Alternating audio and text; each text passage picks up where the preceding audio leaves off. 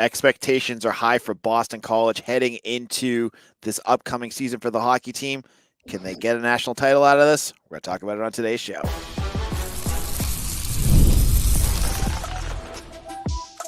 You are Locked On Boston College, your daily podcast on the Boston College Eagles.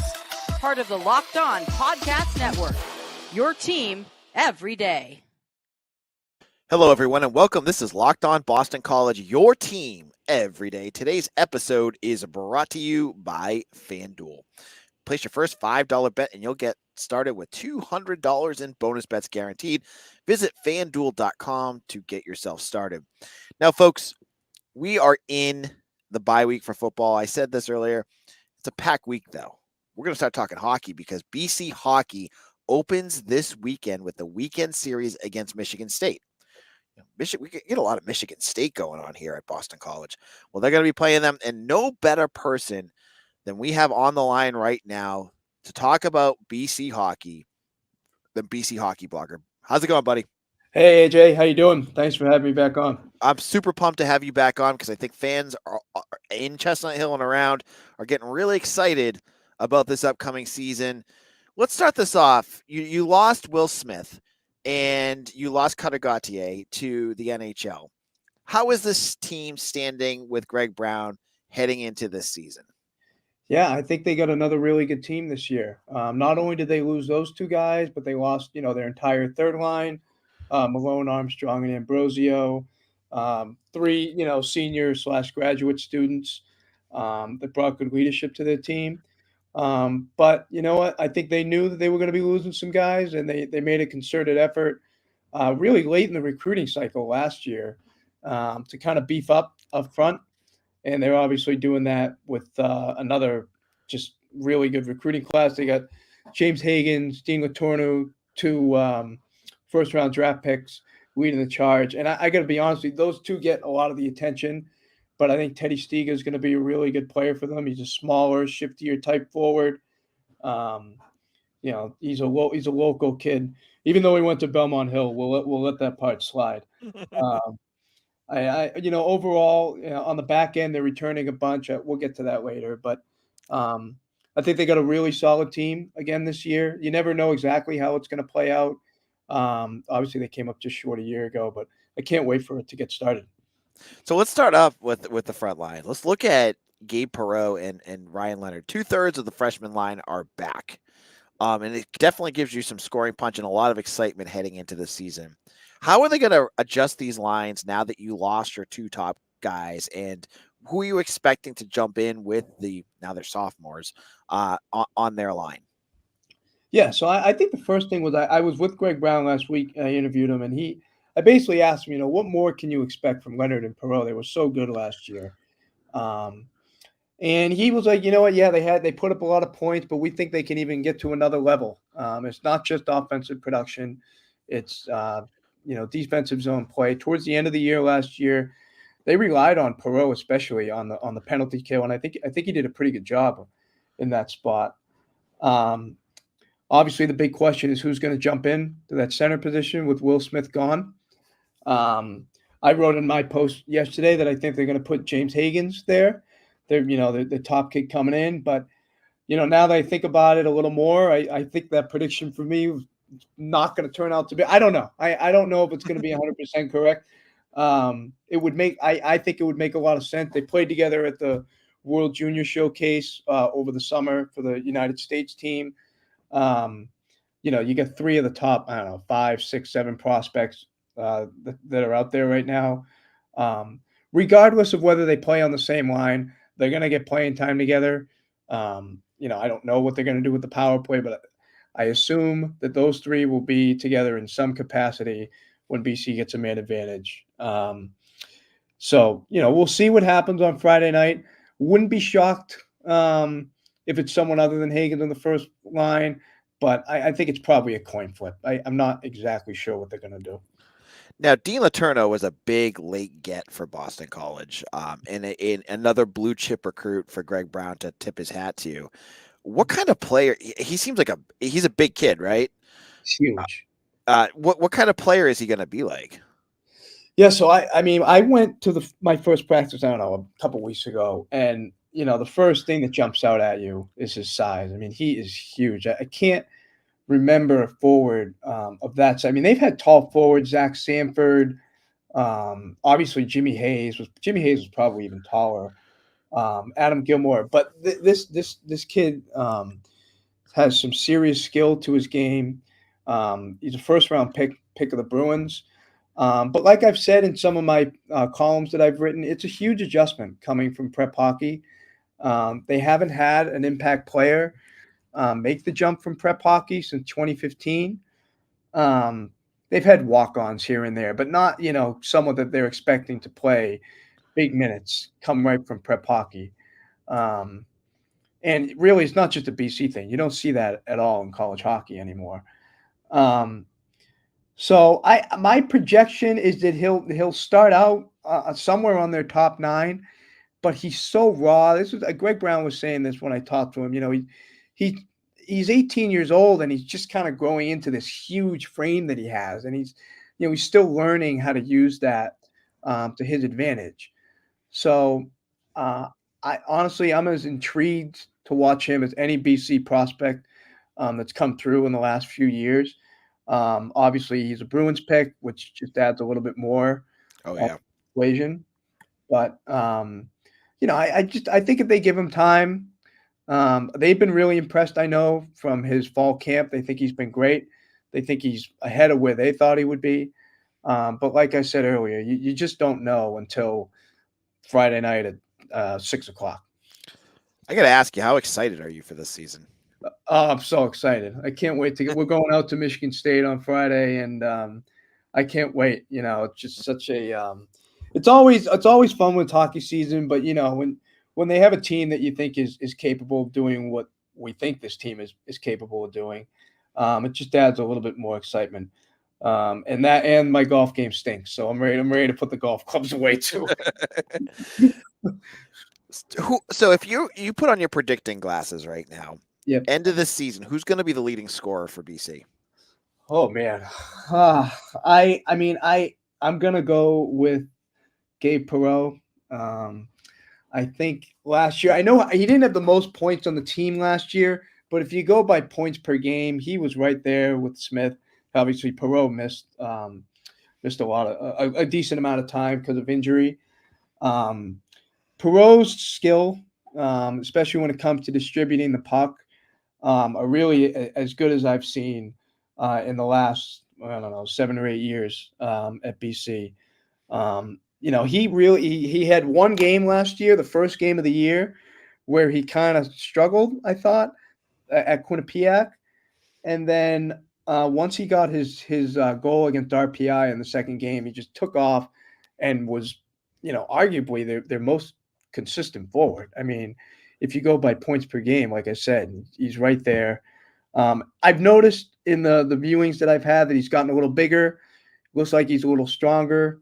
And then obviously he's going to be playing with someone that he has a lot of familiarity with in Ryan Leonard, who I just, Leonard is, I just don't know if his point production will be the same as Perreault, but in terms of their most valuable player, I mean, I think you could make a good argument that it's number 9. All right. In a moment, I'm going to ask BC hockey bloggers some more questions. I want to learn more about the back end. I want to look about the defense and talk more about Jacob Fowler. We'll get his thoughts on all of that in just a moment. Now, hey, NFL fans, you can start the season with a big return on FanDuel, America's #1 sportsbook. So when you get a hunch in the middle of the game, you can check out the latest stats, view live play-by-play, and so much more on the same page where you place your bets. Now, I've been making this a thing on this show. I've been telling you, I've been fading on the Patriots, and if you've been fading on the Patriots, you've been doing pretty well. Now with Drake May at quarterback, I'm still going to fade on the Patriots because I still don't think they're going to be able to protect this guy. And this weekend they have the Texans. I believe they're a 7-point underdog. I'm going to go with the Texans to cover. And if you want to agree with me, you can go to FanDuel as well. Get yourself started with $200 in bonus bets guaranteed when you place your first $5 bet. That's FanDuel.com.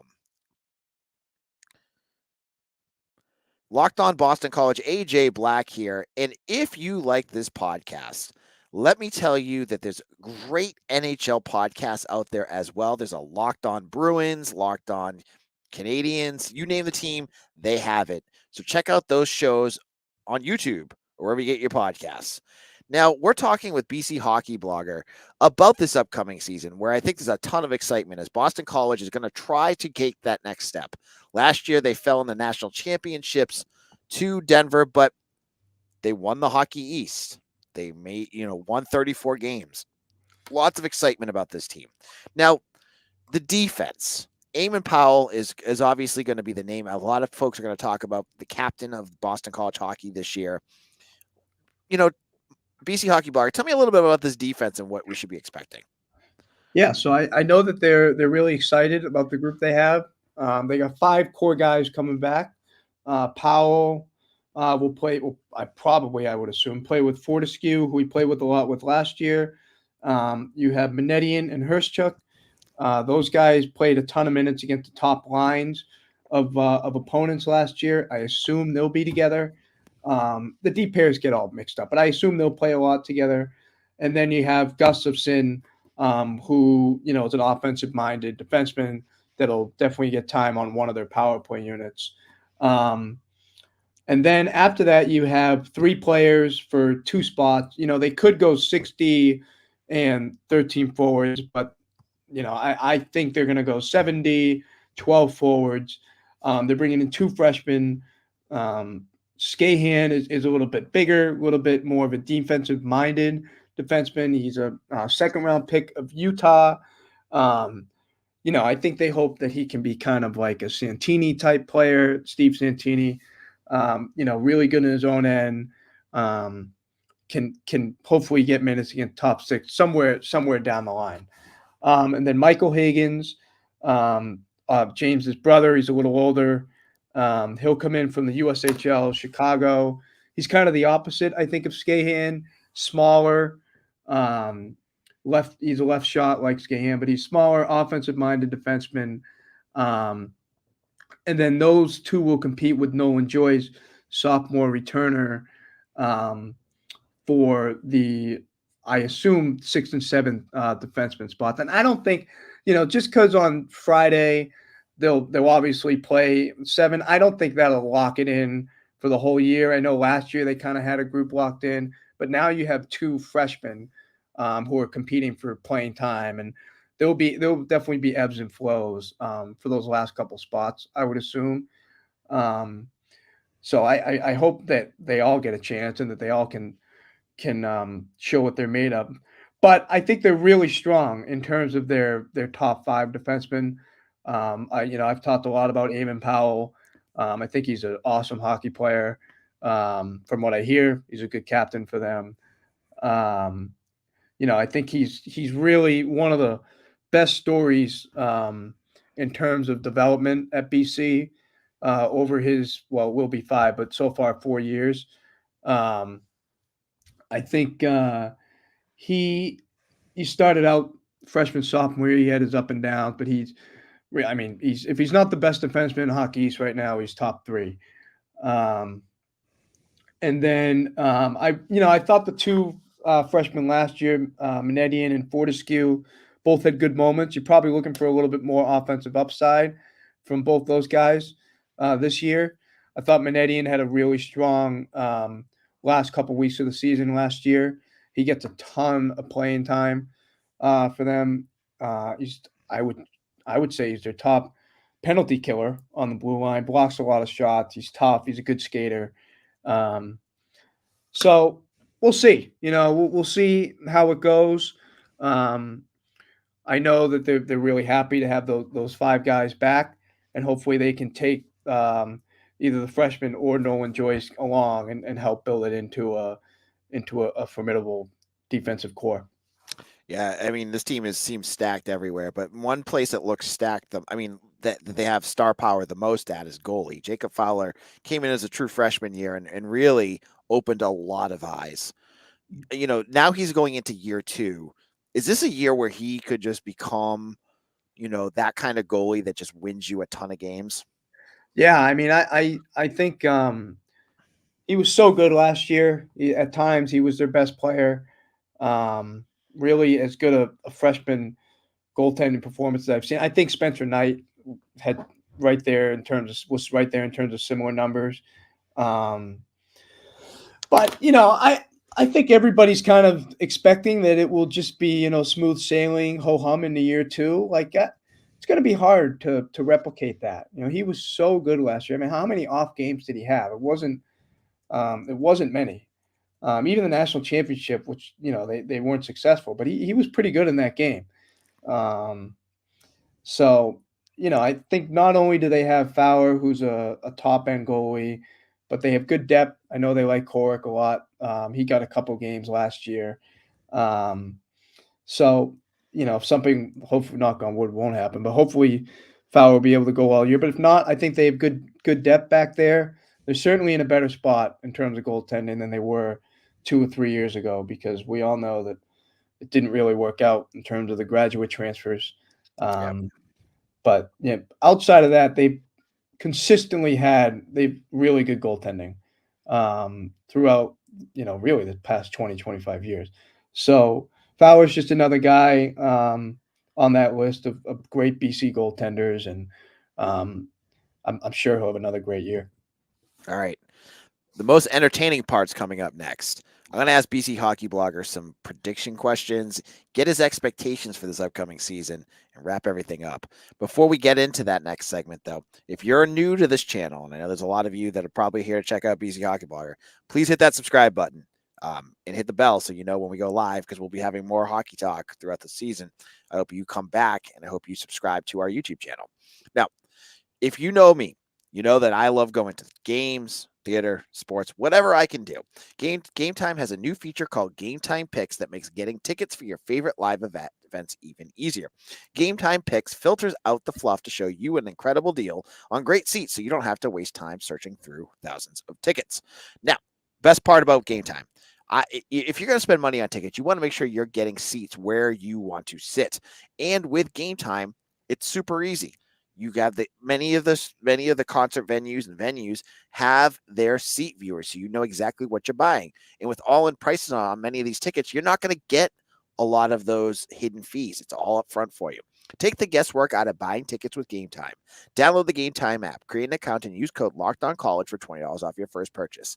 Terms apply. Again, create an account and redeem code LOCKEDONCOLLEGE. That's LOCKEDONCollege for $20 off. Download Game Time today. What time is it? It's game time. This is Locked On Boston College. AJ Black. This is our big hockey preview episode here on Locked On Boston College. We got a lot more coming up this week, even though there's no football coming up. Tomorrow, I'm going to be joined by Eagles Daily Brett Ryder, who I've gotten to know pretty well from going to a lot of these games, and I'm excited to have him on and give his perspective, so we'll have a different perspective here for Thursday's show. I'm working on another guest for Friday to join me and Mitch, and if it's not, he can't come, you get me and Mitch. Can't beat that. And then next week, we'll have, there's no Locked On Hokies on our channel, but we'll have a Hokies podcaster for a crossover episode. We'll get ready for that Thursday night game against Virginia Tech. So we're getting packed here, but what I'm more excited, I am a football guy, but I love college hockey. When I got to BC, that was the thing that really caught me. And since I've been a graduate, going to hockey games are some of my highlights in my winter. Getting it out there to Chestnut Hill and to see some of these games really gets me going. Now, last year really sparked a lot of passion for a lot of fans as Conti Forum was packed harder and with more passionate fans than I've seen in a long time. And expectations for this season are really high. Now, without, you lost a couple of your big guys with Cutter and Will Smith leaving for the NHL. What are your BC Hockey Blogger? What are your expectations heading into this season? Yeah, I mean, my expectations for this team is that they should make the Frozen Four at the very least. You're not going to have this talented of a team every year. The way college hockey is these days, kids are leaving earlier, which is totally, not a bad thing at all. But it's harder to keep guys around 3 or 4 years. So it's harder to sustain excellence like they were able to do from, 1997, 98 to 2016. But if you look at their roster, top to bottom, they're going to have two outstanding top lines, two lines that would be the first line of any other school in the country. Yeah, they're losing Smith and Cutter, but they're bringing in a kid who's, let's call it like it is. He's probably the most hyped prospect BC's ever had. He's the favorite to go number one in next year's draft. You're bringing in another first round pick. And, you're also bringing in some forwards like Sondrial, who I think is going to be a really good 3-4 year player for them. And they need guys like that. I think Sondrial will probably get top 9 minutes right off the bat. I think one of the things I'm interested to see is their third line will be younger. Like last year, they had all the seniors and the graduate students. I think those guys were a big security blanket for the team. With so many young players on last year's team and on this year's team, but on last year's team especially, I think a lot of guys look to players like Malone and Armstrong, for guidance in those big games. So this year, that'll be the fourth line. Joyce, Posma, and Berard. I don't know how they're gonna, mix up the first three lines, but I'm pretty sure that'll be their fourth line. Those are all experienced players. Berard, obviously, their loan transfer from Providence. I think that's a really solid fourth line for them. I'm interested to see how they utilize the fourth line, whether they give it minutes against second, third lines of other teams. I'm interested to see if they do that. And on the back end, like I said, I think they're really deep. They got some experience there with Powell. You need someone to jump up and grab that number 2 offensive defenseman spot behind Powell. I think Gustafson is there now. We'll see if that holds. You don't want to put it all on one player. It's definitely not all on one player. But if you can have Gustafson really take a step forward and kind of be a driving force for offense on the blue line, I think that would really help the team because Fortescue and Manetian and Hurstchuk are defensive-minded guys.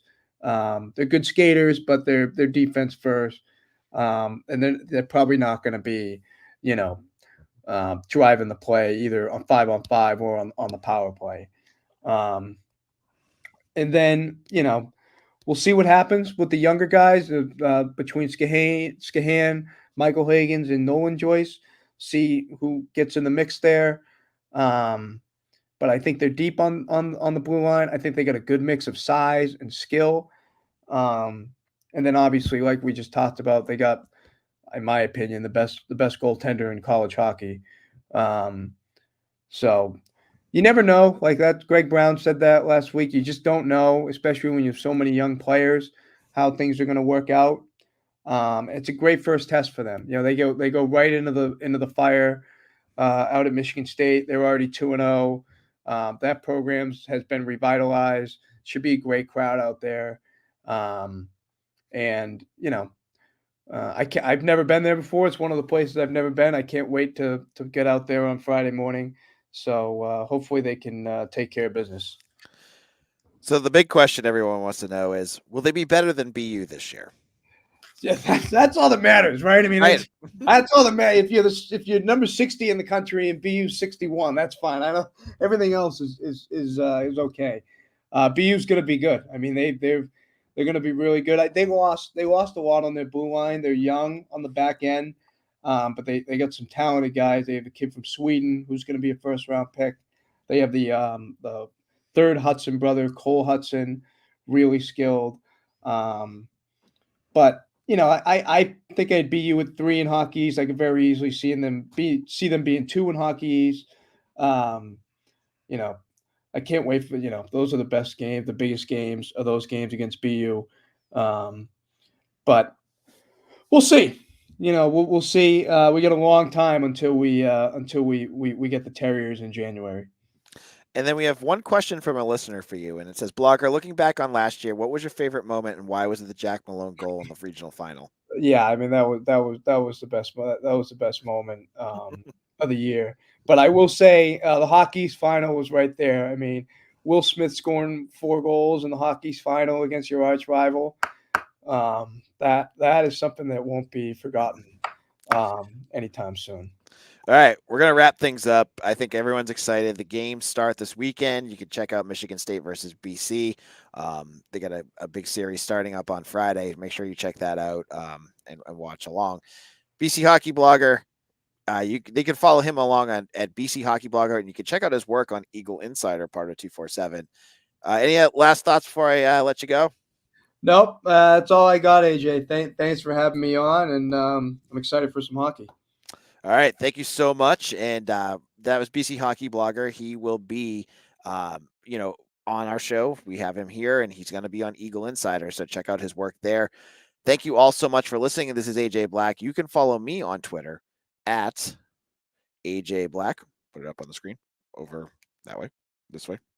At AJ Black 247, and check out my work over at Eagle Insider as well. Again, we'll be back tomorrow with Brett Ryder of Eagles Daily. I can't wait to talk to him about his thoughts about the start of the football season and everything in between. Thank you all, and thank you for listening to Locked On Boston College, your team every day.